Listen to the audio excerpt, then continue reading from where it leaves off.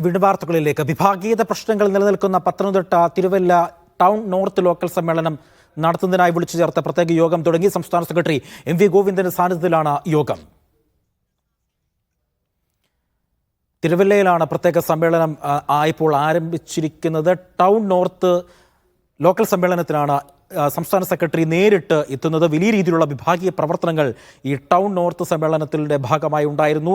തിരുവല്ലയിലും പ്രത്യേകം യോഗം ചേരുകയാണ്. നേരത്തെ പത്തനംതിട്ട ജില്ലയിലെ കൊടുമൺ ഏരിയ കമ്മിറ്റിയിൽ വലിയ രീതിയിലുള്ള മത്സരങ്ങൾ ഉണ്ടായിരുന്നു. പത്തനംതിട്ടയിൽ വിഭാഗീയത രൂക്ഷമായ തിരുവല്ലയിലും കൊടുമണ്ണുമാണ് സംസ്ഥാന സെക്രട്ടറി നേരിട്ടെത്തി പ്രശ്നപരിഹാരങ്ങൾക്ക് സാധ്യത തേടുന്നത്. നേരത്തെ ജില്ലാ കമ്മിറ്റി യോഗം ചേർന്നിരുന്നു. തിരുവല്ലയിൽ പ്രത്യേക സമ്മേളനം ആരംഭിച്ചു എന്നുള്ള വിവരങ്ങളാണ് മുഹമ്മദ് ആഷിഖ് അവിടെ നിന്നും നൽകാൻ പോകുന്നത്. ആഷിഖ്, യോഗം ആരംഭിച്ചിട്ടുണ്ടോ? എന്താണ് വിവരം?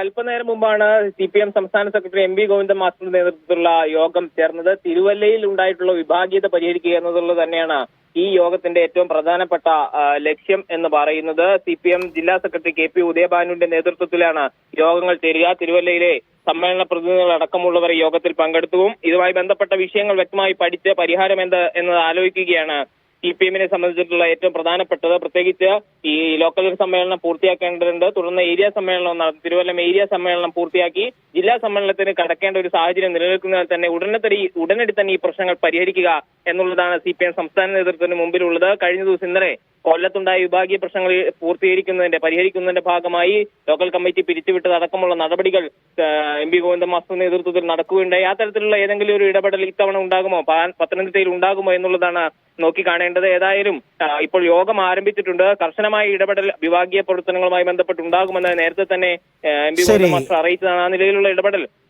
പത്തനംതിട്ടയിലും ഉണ്ടായേക്കുമോ എന്നുള്ളതാണ് നോക്കിക്കാണേണ്ടത്.